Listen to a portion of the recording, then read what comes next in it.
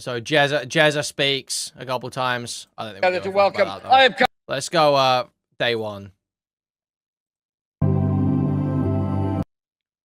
We probably missed some brilliant stuff. Not just digging through day one. Oh, this guy was here day one too. Oh God. Did what? Please. Well, can that still pick me up? Hello, everyone. My name's Billy Hipwell. Can that still pick me up from here? It's quite low, isn't it? I would like to remove working class from the Constitution because clearly the billionaire... This guy thinks he's fucking Tom Baker, no? This guy is fucking Doctor Who. This guy's fucking early gen Doctor Who. And the millionaires are in society. They have no one speaking for them. And I think this is really theatre kid all over. This guy was this guy did theatre. 100% this guy did theatre. Only boy in the theatre club. The billionaires and the millionaires are in society. They have no one speaking for them. And I think it's really important that we make it explicitly clear that we are not about... Raised by lesbians. We're not out to get the billionaires. We are not out to take back for the working class what belongs to them. And I think that many people will agree with me on that motion. And so as not to waste any more time, I do. Thank you. If I could have another speaker to retain the working class in the statement, please.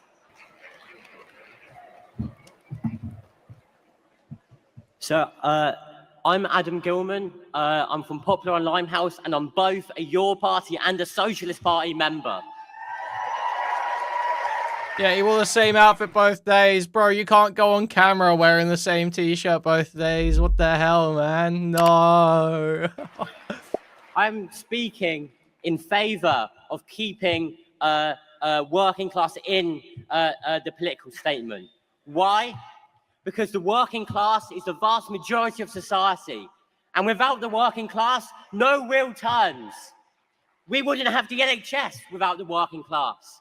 It wasn't a nice Labour government that got us the NHS or got us... Notice how he talks about the working class in like a third-person perspective, because he doesn't work. Trade unions legalised. No, it was working class struggle. And I think if we take the working class out of that, I guarantee you it will be much more easier for right-wing saboteurs to come into our party and try and get rid of any mention of the working class and try and make their lives worse. We are fighting against austerity, against 15 years of cuts to our services, against war, against climate change, and against many issues. And you know who is affected by these issues? It isn't the capitalists, it isn't the ruling class that are affected by these issues, the banks, the billionaires. No, it's working class people who are working to feed their families, who are fighting back against all this misery that's put on them and all these attacks. And that's why it's vital that we keep the working class in the political statement. And that's how we can cut across reform. Because let's be clear, reform are pretending to be in favour of the working class. And they will rip up any division they can what a novel take at the Your Party conference, bro. If we don't do this... The speakers, honestly, the day one speakers are actually might be worse than day two. Holy fuck. Working class out of that, what does that say to the working class communities who are up and down the country facing these attacks? It says, let's look for another solution, and they will look for solutions that will divide us, and we can't have that.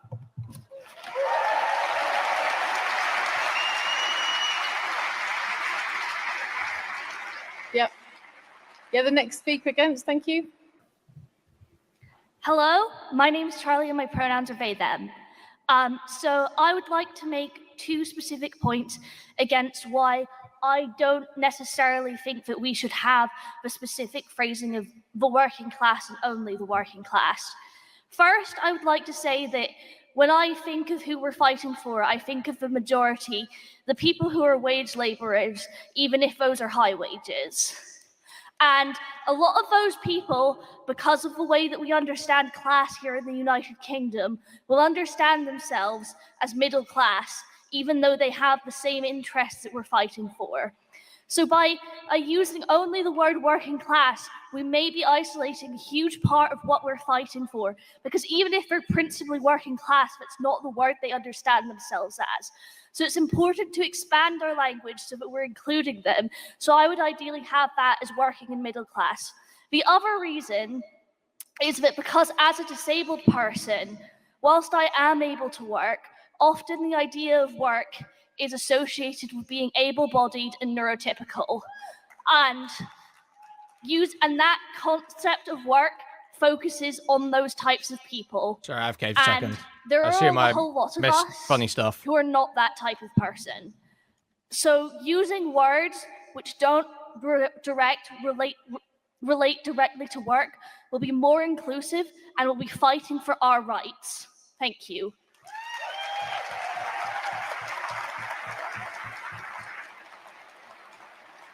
Thank you. If I could have the next speaker for. Hi everyone, my name's Alison. I'm travelled here from the Isle of Lewis, so possibly one of the furthest travelled people today. Yeah, it's a granny. We don't care about grannies or anything like that. We care about, you know, total shit shows. Wait, we saw this one. Skip that. Okay, what's going on here? A party that stands on a stick, but I will try to be understandable for all of you. This guy is some guy from Belgium. These are actual guest speakers. Okay, here we go. These are the motions again. This is what we care about. do we think we got our so from Wait, can we get some shots of the crowd? So Let's they don't see the crowd, bro. Oh marvelous? my god. Oh, should we take someone from the back so they don't shout at me? Yeah, that's fine. I'm going to take somebody right at the back because I can't get any further than the back row. So the person with the back row with their light shining at me. I feel like I'm in a concert. If you could come forward. Yeah, that one. Yeah. Yeah, you. That's it. Perfect. Everybody, that is somebody from the back. Who else? Take a seat, please. You need to take a seat. I definitely won't call you if you do that. Who am I doing? Where are we now? I think I need two more for this part. Yeah, one more again. One more against. How many have you picked? I've picked one person, so I think I need two. Two more. Yeah. So, person here with the Yeah, the lanyard in the hand. person with the lanyard in the hand, marvelous, and person with the green highlighter.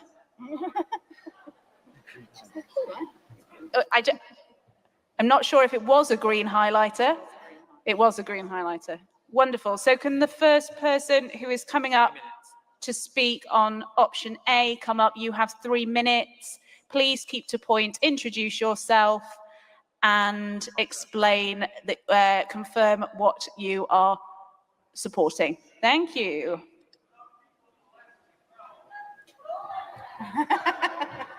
I honestly, I promise you I'm coming over to your side next time. Good afternoon, conference. My name's Laura Brogan. I'm here from Southport Community Independence. Comrades, I want to begin by recognising the serious insincerity of the discussions that took place in the member assemblies. Many people expressed a deep desire for democracy, accountability, and for a leadership that never drifts away from the grassroots. That instinct is right. It is healthy and it must shape the party that we build.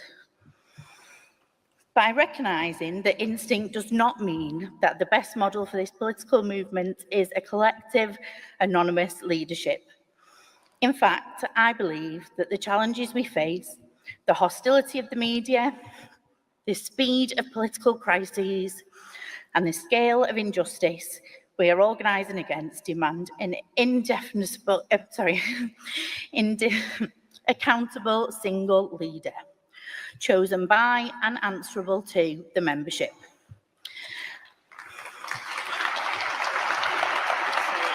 Wow. Let's be clear.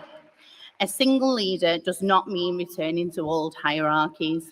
I mean, It does I not would mean- agree with her on this. I don't really care that much because it's I honestly don't care if this shit completely blows up and fails. But there should be a single leader. The idea they voted for collective leadership is totally retarded. Leadership. I think it's Who's this important to fella? start. What's this guy got to say? Hi, conference. My name is Dougal. I use he, him pronouns, and I'm speaking for option B, collective so. leadership. I think it's important to start here from the massive crisis in global and British politics, where we see Tommy Robinson leading 150,000 fascists and racists through the streets of London. We see reform and the Dougal. awful policies as well from dog's name. Shabana Mahmood, Dougal. the genocide in Palestine and such like. This crisis means that we need to precipitate and organize a fight back in every community, in every workplace, in every university and movement that we are part of. On every issue. We need to say loud and proud that refugees are welcome here, that trans women are women, trans men are men, and non-binary people exist, and that trans rights are human rights. We must critically say that organizing this fight back, this real fight back in society, means taking seriously that every member must be active and an organizer. They must not have dictations put upon them from the top, as a singular leader might lead to them doing under pressure and under every situation to capitulate to the more right-wing arguments in every room. A single... Dude, this is just so facts. Oh my god. Dude, I just saw the truest tweet of all time. This is insane. Say what you will about him, but one of the best things Starmer did as Labour leader was rid the party of every single one of these people. I mean, how can you argue with that? How can you argue with that? The leader takes power away from the grassroots and centralizes our movements on electing that leader to Parliament and the people around them to parliaments and councils, when we need to be focused on fighting back against the system that is putting us in this mess in the first place. I argue that the leadership that we need is in this room. We should give that leadership the power that it really needs. So please support collective leadership and vote for option B. Thank you.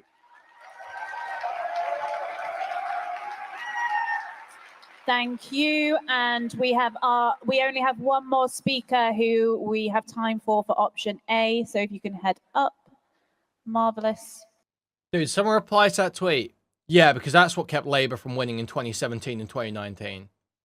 I mean, yeah, Corbyn's here, and Corbyn is what kept them from... What? Yeah, yes.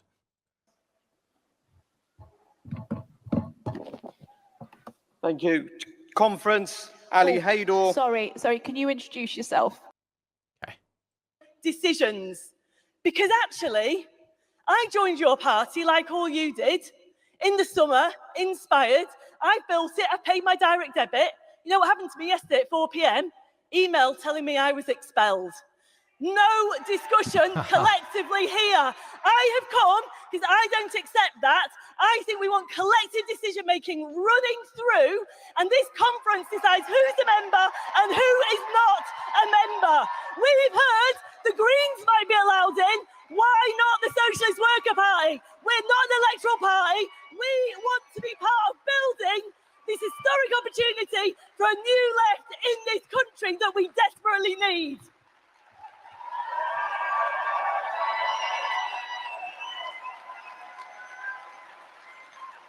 Thank you. Conference, come back to me.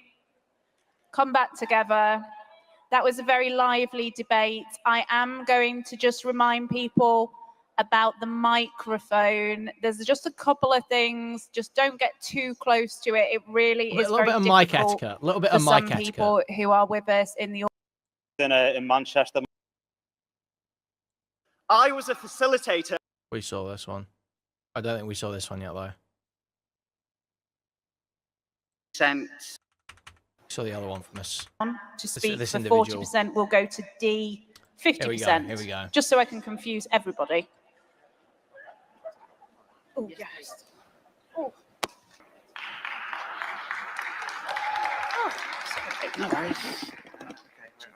Or we've got a handheld mic. Yeah, that's fine. Hi, conference. I'm Quilla. I'm from Birmingham. I use she, her pronouns. I am here to say that we need a 50%, I can't remember how it's pronounced, quorate. Sorry, I'm not a great public speaker and I've never been Brilliant. particularly involved I in love how politics both until of the times this person goes up to speak, they spend half their time talking about how they can't talk. Awesome. now, and that's part of the reason I'm arguing for this.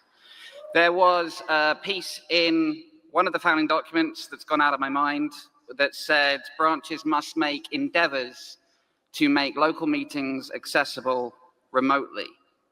What worries me about that word is anyone can say we made endeavors.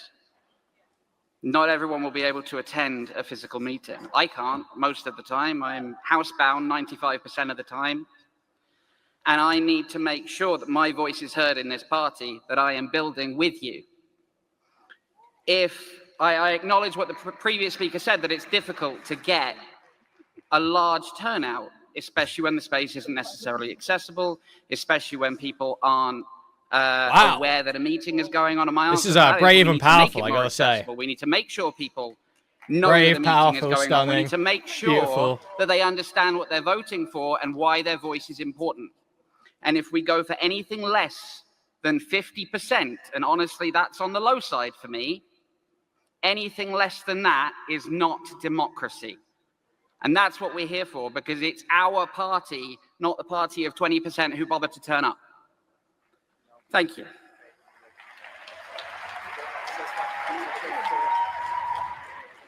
Thank you. And my speaker for option C, so we're going backwards, just to be confusing.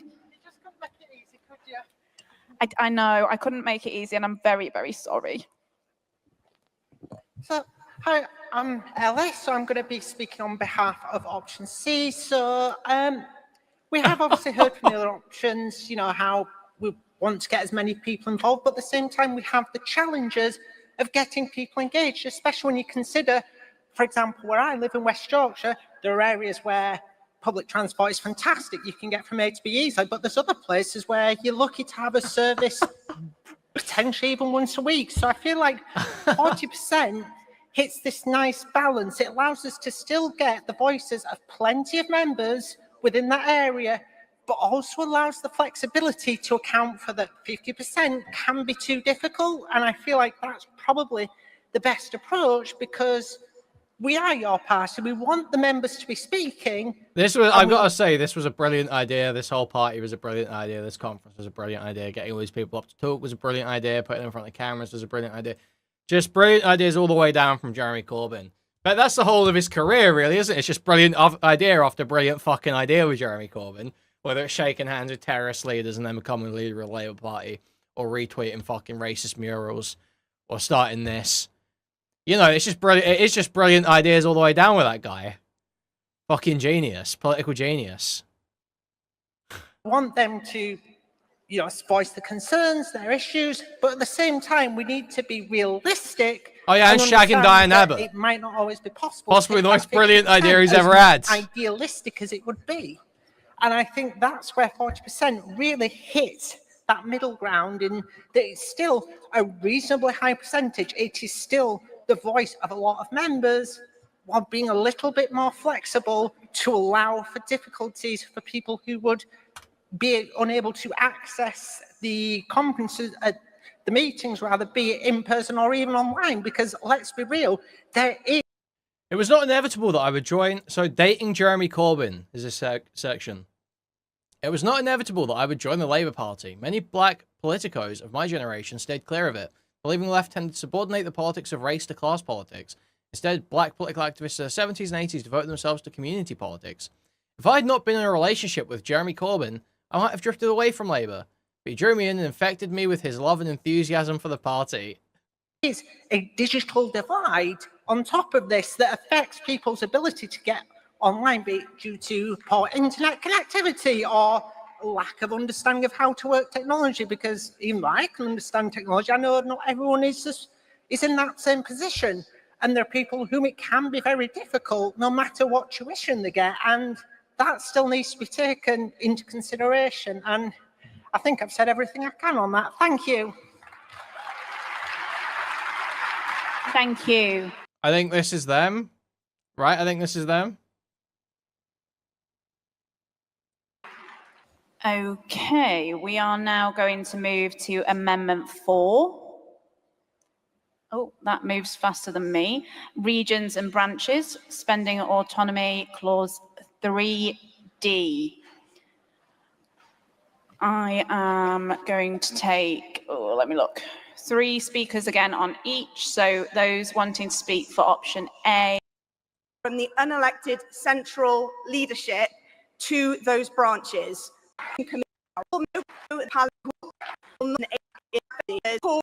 Okay, let's get to something funny. Go ahead, option B, speaker. Hi everyone. Sorry, I'm Theo from Manchester, and I'm supporting option B, mostly because of the, because I, like all people in this room, probably, we believe in creating the most democratic form of your party that's possible, a party where central leadership and MPs are answerable to larger membership. And the way we do this is not by creating small branches. The problem with small branches is that they're liable to control by smaller organizations. Organizations which, yes, we can have members of these organizations being associated with your party, but the problem is when you have highly organized members entering smaller regional branches, then these smaller branches, then these branches don't fundamentally represent the larger membership of your party. And if it's not representative of a larger membership of your party, it's being hijacked by a small group of people. And therefore, what's the point of having this larger democratic this guy's hands going crazy. And furthermore, it's like rowing a fucking boat or something. Smaller branches is that they have no real mandate in many ways, because they're built around already existing small branches that were part of older political parties, rather than having a larger regional basis that represents the actual members of your party. Thank you very much. Thank you. London. Hello. Dude. Hello. My name is Lawrence and I'm from London. So anyone else from London? Hello.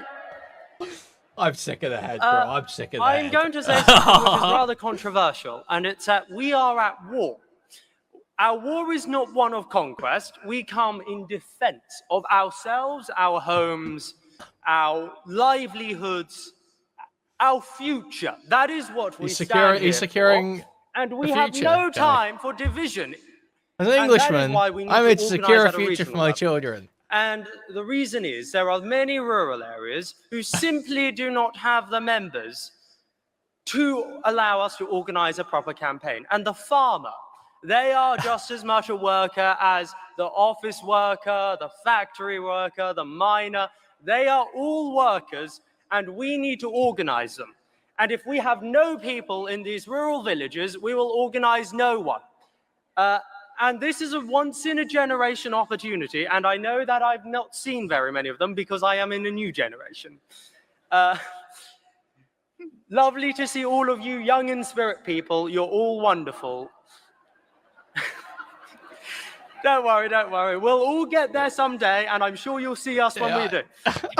But there was this speech by Nehru, and I believe it comes fairly into its own now. And it's, a moment comes in history, which comes but very rarely. And it is a moment when we step from the old into the new. And is when we come to the end of an age, and a nation which has been asleep awakes. And we are trying to awaken a nation.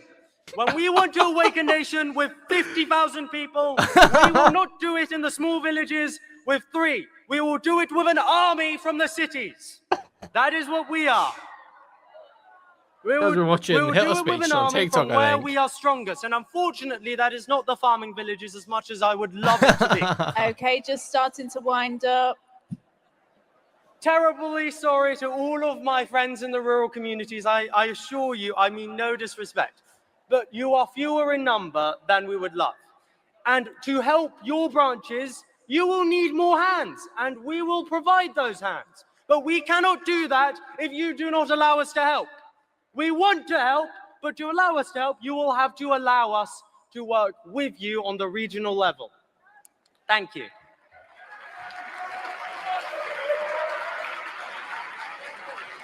Now, let's just remember, everybody, you might hear views you don't agree with. There might be things that are said that are not for you. About keeping funding inside our branches and not allowing the top to dictate the bottom what to do. This party, I joined this party because it was supposed to be a bottom-up party. The only party really being bottom-up in this entire country. And to have this option of option B, oh wait, it's not up there, never mind. Option B, where is just like a trans party, isn't it? Where regional representatives dictate how local branches spend the money that we have, I think it's outrageous because the local people know what they need. The local people know what issues affect them. The local people know, and the regional people do not. And moreover, what regional branches? What regional infrastructure exists? What we have now is our local branches, our proto-branches, which are all across the country that are already campaigning about the issues that the people in our local areas actually care about. So why would we even think about giving these massive, about giving that monetary power away? I say that we need to get the money that is held up by the central party and get it distributed out rightfully to the local branches as much as is possible. Because in our local branches, we have the people, we have diversity, we have disabled people, we have... Yeah, Chud would have been on a fucking tear at the pubs after this, okay? Chud would have been on a fucking tear, dude. He wouldn't even need to go to Thailand anymore. Gender people, we have people of color, and do we have all that diversity up at the top? Do we have that yet? No, we don't. What we have is our branches that are doing the work right now, and we shouldn't be giving anything to the top that can't be done from the bottom, because this is a bottom-up party. This is my party. This is your party. Thank you very much.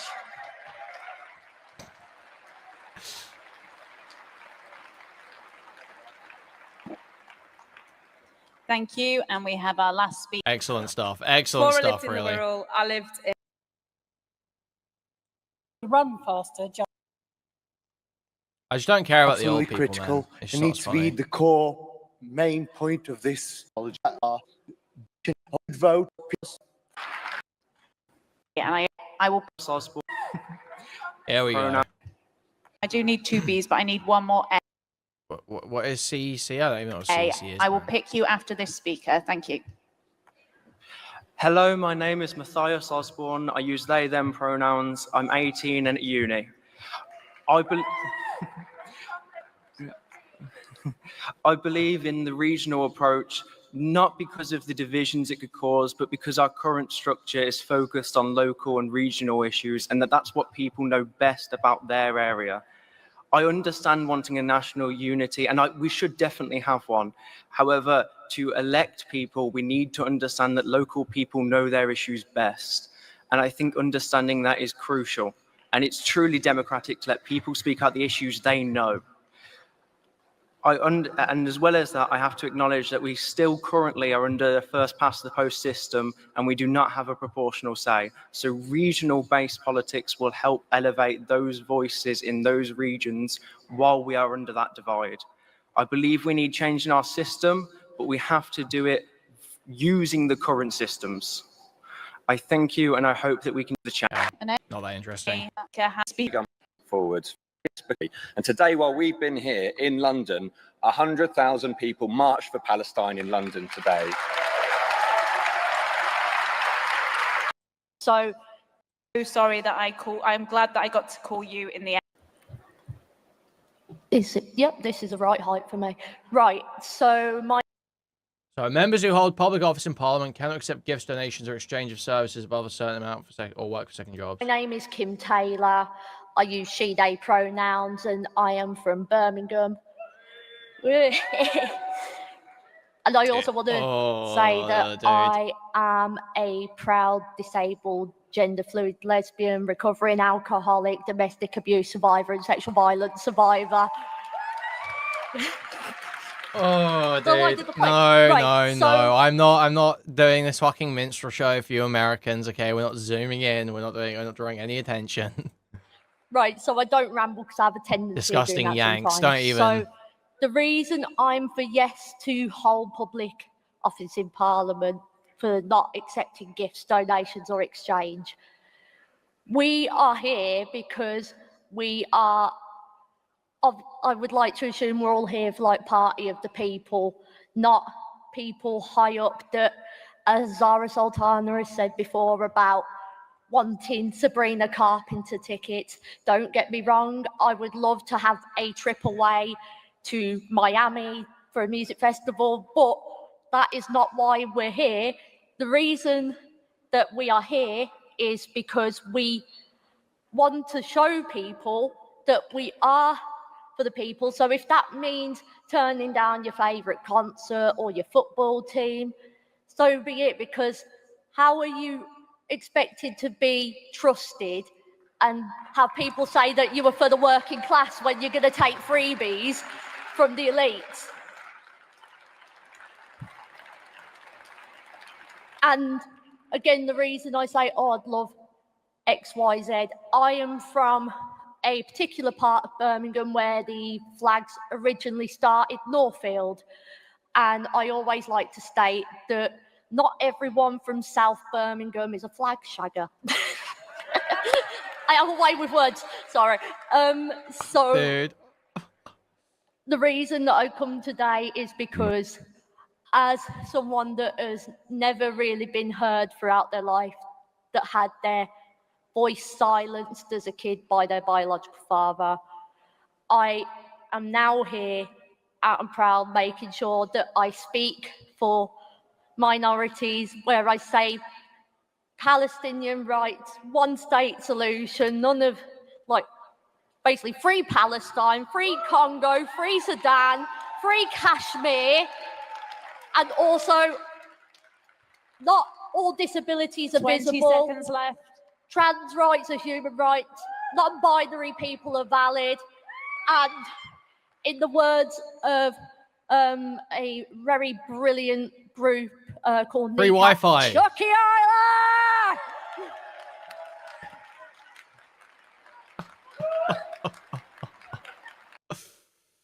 Ooh, that's rough.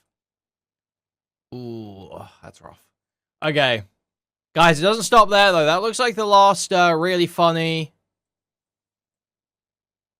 you know, speaker here. It doesn't stop there. It doesn't stop there. As I interviewed you 4 months ago. Because there's plenty of Owen Jones content from this event, guys. Owen Jones has decided to show his fucking face. There's plenty of Owen Jones content from this event.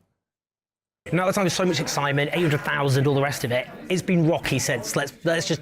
So, Owen Jones interviewed Jeremy Corbyn when he was first starting this shit up, and Owen Jones obviously totally bought in. So I'm interested to see how he tries to spin it back on track in these little interviews. As I interviewed you 4 months ago. Now the time there's so much excitement, 800,000, all the rest of it. It's been rocky since. Let's just grasp it head on. What's your analysis? There's been a bumpy road. Of that we all agree. Why? Why is it bit? What's the issue? What's the main? How would you sum up what's happening? I think we Yeah, that first interview sucked too. They didn't say anything the whole time. should have been more specific and clearer on the launch, on the arrangements for it. It was a shame that there were, in effect, how should I put it, premature launches made and premature announcements made, and that confused and upset a lot of people.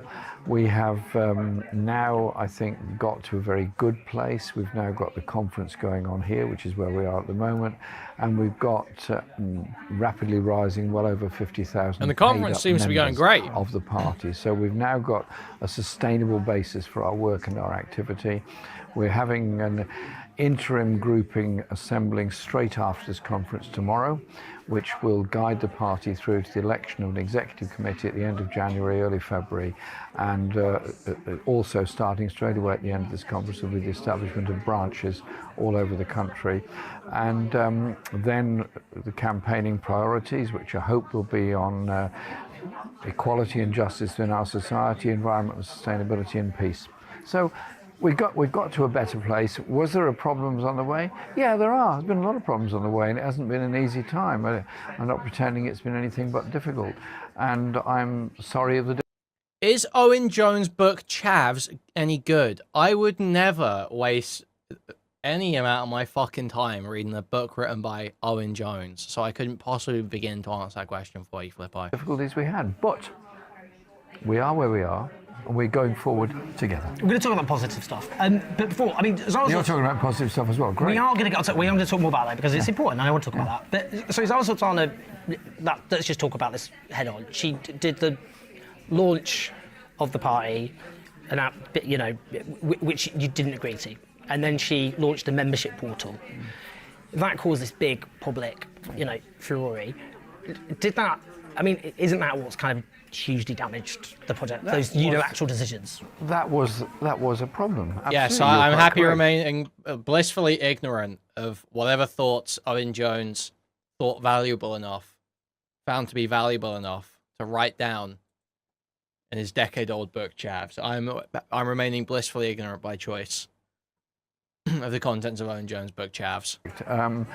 I like to think we've now got past and beyond that, and I think it was unfortunate, to put it mildly, but there's no point in overanalyzing it. It's happened.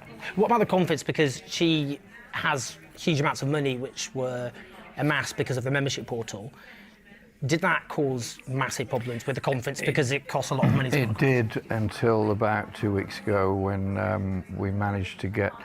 We were very worried that we'd be able to even pay for the conference 2 weeks ago, but we managed to now get enough money in that we've now able to pay for everything at the conference, and that of course has happened, and the rest of the money, I'm assured, is coming very quickly, and I'm determined. Why hasn't it been transferred? I can't answer that question because it's not me who's transferring it. I think Sala's camp, I guess, would say, well, the reason she did it Dude, is... are they legit keeping the funding hostage from Corbyn? Dude, this is, so crazy, and he's being such a cock about it as well, bro. What is going on here? Time was of the essence. You've been this Labour man all your life. It was quite hard for you to break from the Labour Party, and maybe you were reluctant to set up a new party, and that's why it took long. And that's why she decided she had to go in unilaterally. What do you say? I was expelled from the Labour Party more than a year ago, and I was removed from the Parliamentary Labour Party more than 5 years ago. So I'm the one that's been well out of Labour for a long time, and so I'm not sure about that argument, really. Because she left much later, you mean? Yeah. And she wasn't... Yeah. I mean, dude, what do you think in terms of... Anyway, it's not a rivalry. He's so weak. We've got to get work going. Yeah. What's the relationship like at the moment? We're here, we're working together, we sent messages to different rallies and so on last night. I spoke this morning, she's speaking later today. We're getting on fine. In terms of... Because a lot of people signed up, a lot of them joined the Green Party afterwards. They've got on at 70,000. What would you say now to the kind of you'd say to people who... Obviously, a lot of people were very excited and they've gone to the Green Party. How would you win them back, or how would you say this is why your party? I think Zara Sultana's been taking some tips from some popular TikToks recently. Yeah, the money's coming. The money's coming. It's I've got a Danish Revolut account, so the scheduled thing looks a bit different. So distinct from the Green Party that this is where you should support. Distinctly socialist party, distinctly socialist aims, similar aims on sustainability and environment, probably because the Green Party's positions seem unclear to me on international policies. I think ours are much clearer in the sense of peace, disarmament, total support for Palestine, but also an end to the war in Ukraine. What relationship do you think you'd have with the Green Party? Well, I know Zach, I talk to him, I know a lot of people in the Green Party in my own community, and generally we get along quite well. I think at a local level, your party will be campaigning with Greens on a number of local issues, but we will be distinctive in our much stronger social justice political message. The Green Party is probably very broad on economic and social thinking. I suspect that the newer members are probably well to the left of the older members in the Green Party. We don't have that problem because we've got everybody new. Well, on that, I mean, especially on economics, because I was asked yesterday by colleagues at Navarra kind of what policies would you put to the electorate? And she said, and this is a direct quote, she said, nationalise the entire economy. What do you think of that? I'm not sure what that means. I'm honestly not sure. I would want to see public ownership of major industries like energy and public services like mail, rail and water. And I would want to see the sort of stuff that John McDonnell and I worked out before the 17 and 19 elections, which is on National Investment Bank, and that's the role for it. Because I think we've also got to be clear, the priority is inequality and poverty in this country. The priority is poverty-stricken children, rough sleeping homeless, and from this budget, a tax system that brings 500,000 more people into tax who are the lowest earners. They're on 12,000 a year. They shouldn't be paying tax. They shouldn't be paying any tax at all. So I think the priorities have got to be ending poverty and inequality in our society. And that's why I suggested in my speech this morning that we could use our knowledge and skill level amongst our membership for a disabled persons commission on the need for reform of disability benefits and disability opportunities in Britain. We've got the strength to do that, and that's what we're going to be doing. That pushes the debate down the road. It's interesting about the debate and the budget because Starmerism based itself on defining itself against the left. That's pretty much all they had in the tank. And now they were briefing the New Statesman. The man who used to be apparently my best friend. He kept saying over and again, my friend, my dear colleague. It was interesting news to me. He said denouncing how you were smeared in the media during the 2020 leadership contest, and then he purged you a few months later. Yes, I do remember it. I'm sure you do. They've gone around briefing to the New Statesman. He's just like, so even on Starmer, like he could totally start bitching about Starmer, he just doesn't. He's just so weak, bro. Who, you know, offered a bit of the in-house of the Labour, I think. But they said that they can't control his party, doesn't take easy attacks. It's just like, what are you doing, man? Happy with this seen as a left turn, and these are the people who said that, you know, the whole. Well, the budget's a left turn. That's what they Wow. said they were happy for that to be briefed. God, it was a very subtle turn. In fact, it was so subtle I may have missed it altogether. Yes, it ended the two-child benefit cap. Wow.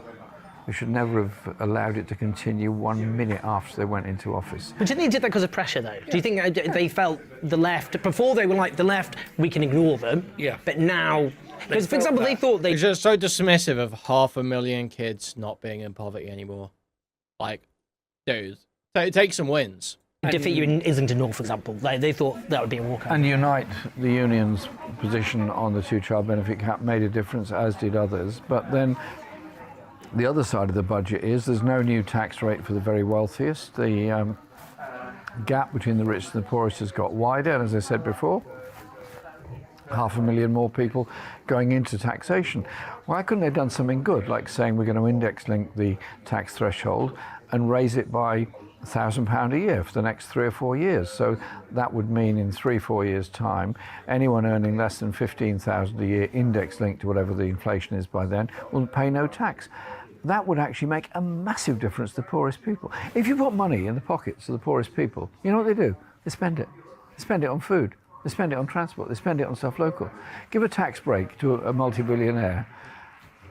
Cayman Islands has got plenty of money already. The public services in the Cayman Islands must be really good. They must be really good with all the money they've got there. I'm sure there's no hospital waiting list in the Cayman Islands. Do you know about that? I mean, the Cayman Islands clearly, well, they probably don't have many potholes in their roads because I think that's the least of their troubles. They've all been fixed. Probably with money, actually, just flowing from potholes.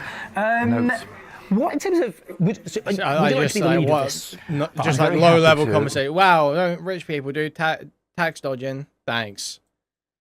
Great. Greatest minds here. Greatest leftist minds in the country. Get it underway and set it off, and that's what I'm prepared to do. So I want to take it from this conference, get the branches, get the mission, get the message, get it going, and promote lots of other younger people. That's what I want to do. Do you think there could be a leadership contest between you and Zara?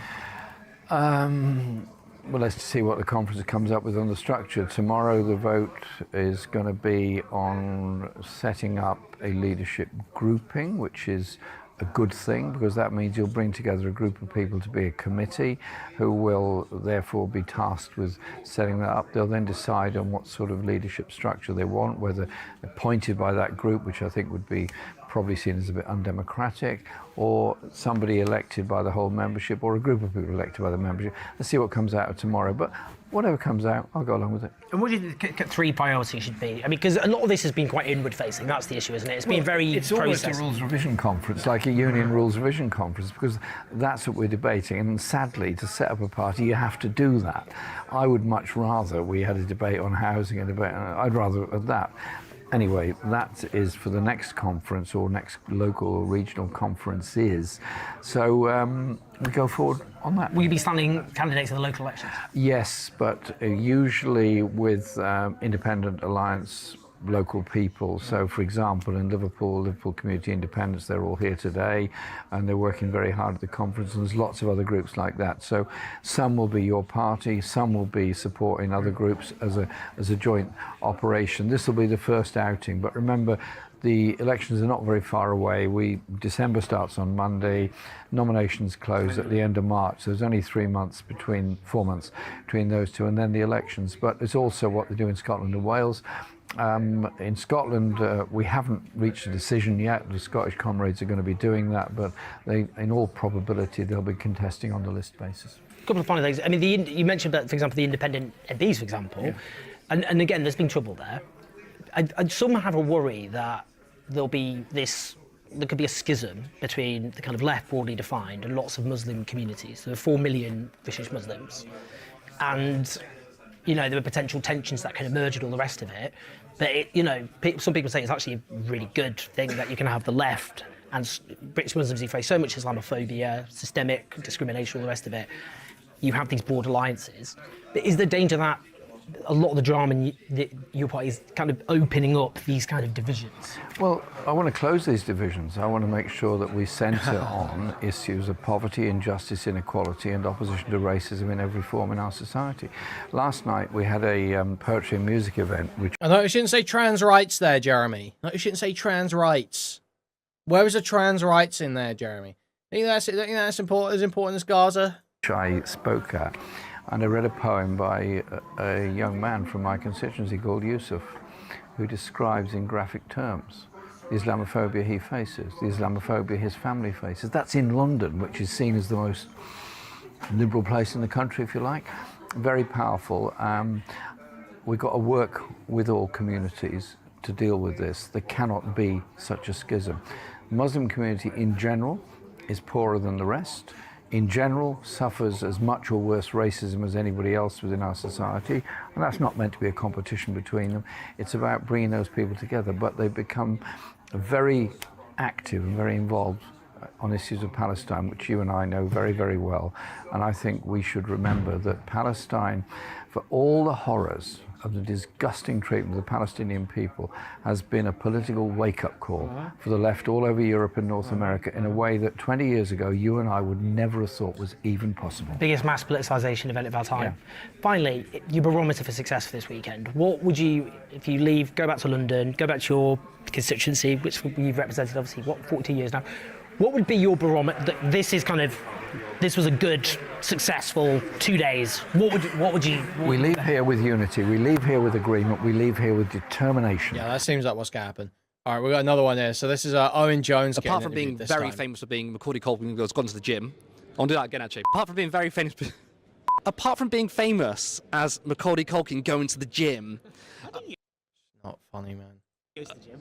He's in great shape these days. Oh, 2 years. He's looking good. If anything, I'm flattering myself. Oh, Owen Jones, how are you? I'm pretty good. How's it going, Curtis? Let me see you. Very IRL. good. IRL. You are. You're much prettier in real life. Well, I'll take that. I'd say that I'm obviously I'm like Macaulay Culkin after all the crack. Sorry, I should not. Don't. He hasn't taken those drugs. This is not how I thought it was going to go. No, the last time... It wasn't crack. It wasn't crack. Carry on. Anyway, so, I mean, last time we spoke, you said you look like... Oh, people called you Macaulay Culkin, but I don't see that. I mean, look at you. You've had a glow up. You're looking fantastic. Who else laughing their ass off right now? Who else just slapping their knee? Aren't these guys so funny and affable? They're almost like real people, aren't they? They're almost like human beings. Except they're not. They're lefty journos.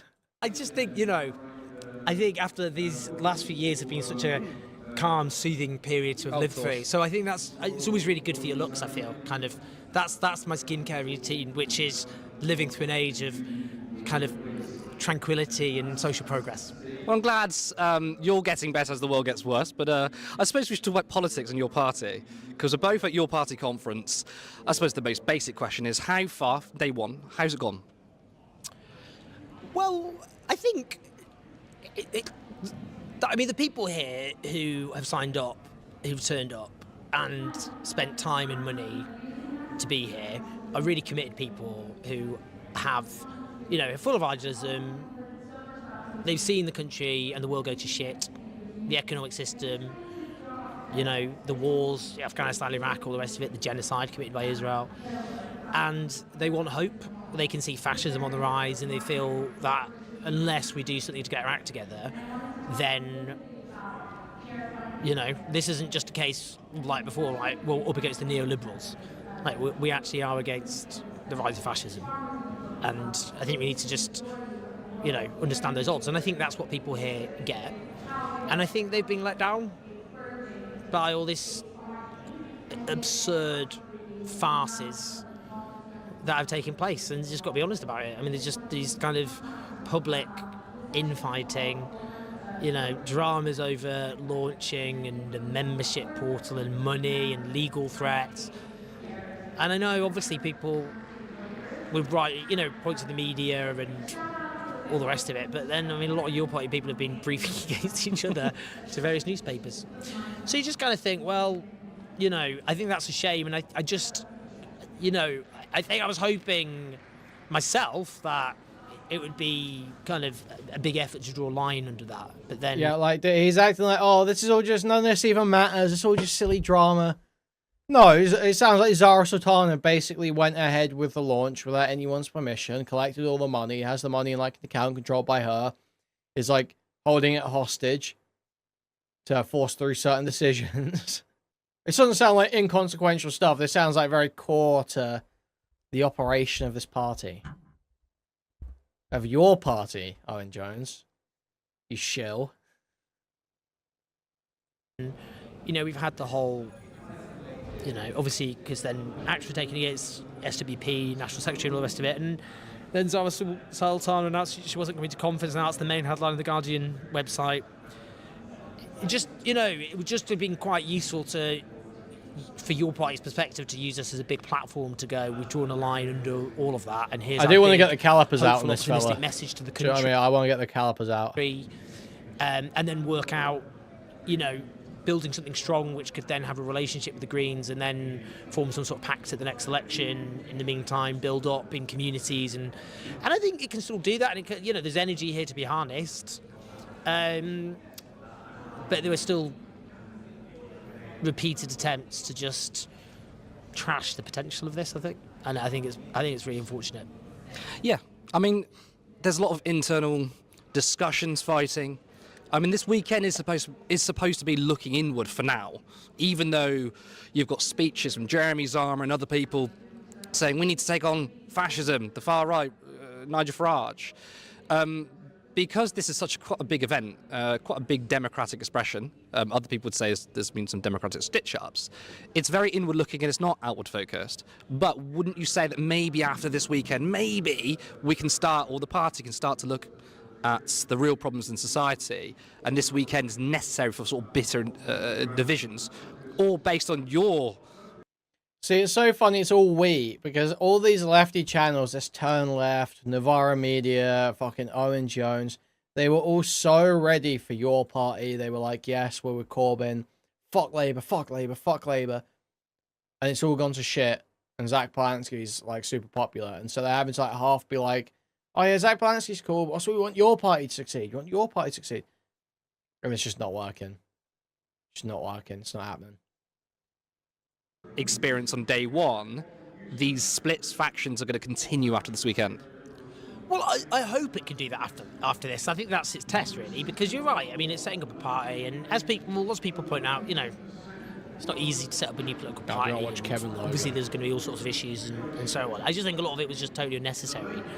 I don't think it was about high politics and big, profound political disagreements, and this is all structural. I think a lot of it is just really mundane nonsense, which wasn't necessary. But you're right. I think, you know, it's not like, you know, on the actual conference floor, people were actually there feeling united with each other, feeling they were part of a movement that they wanted to work. They want to work together. It's not like those divisions are really there entrenched in the grassroots of this movement. And I just think you're right. You need to do the kind of like, you know, this is about how the sausages are made kind of thing. I get that. But this has to to work. They have to just use this weekend then to say, well, we've set up the basic structures, and now we can go out into our communities and go out to the country to build an alternative. I was concerned, I think, speaking to Max Shanley, who I've known for many years, with his Democratic Socialists, because he was talking about this, saying, basically made it out like it was a kind of decades-long mission, and noted how long it took for Labour to be set up and then form a government. Well, I don't know if we're going to be having elections in 20 years at this rate, frankly, so I don't... Do you know what I mean?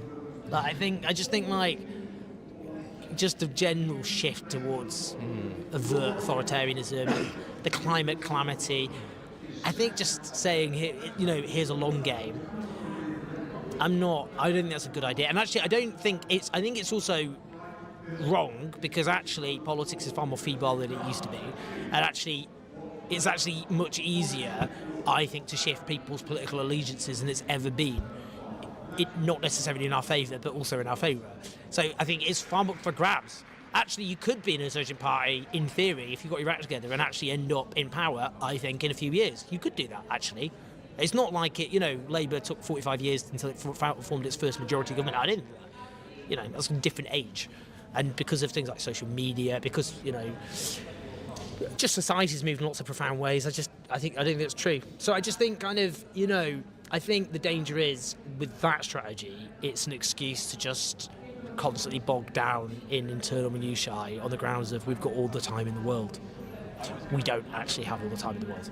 Things are really serious, and I think there needs to be a real understanding of that. And I actually do agree with Owen Jones there. They're probably leaning towards his opinion. Like, yeah, I mean, your party totally could have had a fuck ton of momentum. I don't know if it can now, but it totally could have. They didn't necessarily have to wait ages. They could have been in the running for, you know, a bunch of seats like the Greens are now. But, I mean, you've kind of had that wind taken out yourselves. In general, needs to actually think about being disciplined without stifling grassroots energy. I think we would all agree, right? We all want to get on, we need to be outward focused.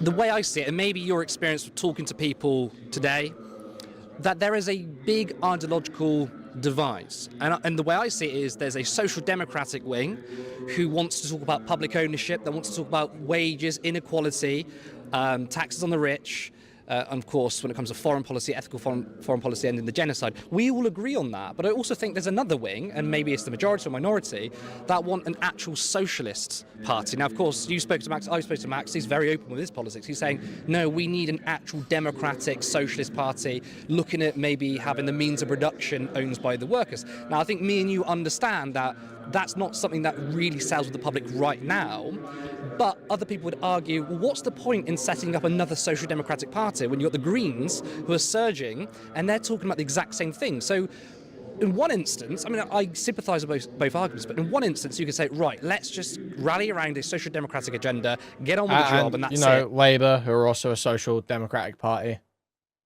who are talking about pretty much all the same things, but sure, whatever. But then how different are they to the Greens? Or, and maybe Max might put this question, or other people might say, we get it's a long-term thing, but if we can build a socialist party and then you've also got the Greens, which are social democratic, is that better? Do you think that's a coherent argument, or actually this could make the left look worse in terms of splits? I think, look, my instinct just generally was that I'd prefer a class-based socialist party. I haven't joined any party, but the Greens would not be my natural political home, because they're not, by history and tradition, a class-based socialist party. I think, in terms of what would actually distinguish this political party now, and, as you say, kind of what does that mean in terms of actually, when we talk about socialism, obviously the danger is that it ends up meaning very different things for different people. For some people in practice, it just ends up being kind of a form of social democracy, but for others, it's more about how do we actually democratise the economy and build a different economy that represents a break with capitalism. And I think the issue we've had is because of the defeats the left suffered in the 80s, and then the way the end of the Cold War was spun as being the end of history, the left collapsed as a mass political force across much of the world, and then only kind of started to rebuild itself years after the financial crash, really.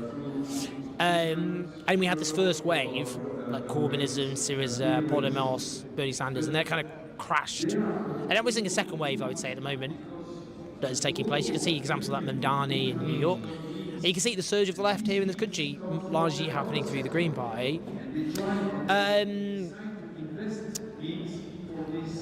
But I think the issue is in terms of, so for example, Zara Sultana yesterday, which was asked about the policies to speak to the wider kind of electorate, and she said nationalise the entire economy, which obviously is quite, it's a, what does that even look like? So I did ask her about that, and she started talking actually about, kind of various forms of democratic ownership and all the rest of it. But the fact is, damn, this is fucking dry. Holy shit. Yet, with a convincing, viable replacement of capitalism in its entirety. That's like Mark Fisher right now, actually. Well, I know. You're right. No, I think you're right. We haven't, which is why we talk now about how we, obviously at the moment, that's why the focus is on things like public ownership of utilities and services, but also talking about, look, the Migrant Plan in Sweden, which was never properly executed. It wasn't, but they tried to introduce it on the basis of gradually democratising the economy by kind of shares of companies, gradually bringing them into public ownership, and the state having democratic, or having democratic ownership that grows across the economy. That's the fact is we haven't yet come up with. So, in practice, we all end up promoting various forms of social democracy in practice. That is what's happening. That's what because what happened is social democrats abandoned social democracy. Yes. And did liberals ever stand up for what is called liberalism? If you want a consistent liberal, you want a consistent social democrat, you need a socialist. Yeah. It's things like like liberal precepts are like supposedly like civil liberties, or like international law. Like look at all the liberals who went along with Israel's genocide if you speak out about it. But the point I'm making is, in practice, with social democracy collapses as a political force, both firstly by accepting neoliberalism, particularly in the 80s and 90s, and then accepting what was known as austerity after the financial crash. So then, we've ended up in practice taking a lot of what was social democracy and making it more radical and trying to make it, more transformative in the 21st century concept. We haven't come up with a wholesale alternative to capitalism. We just haven't done that. And I think it would be fascinating to see actual detailed, proper, thorough work into how that would work and all the rest of it.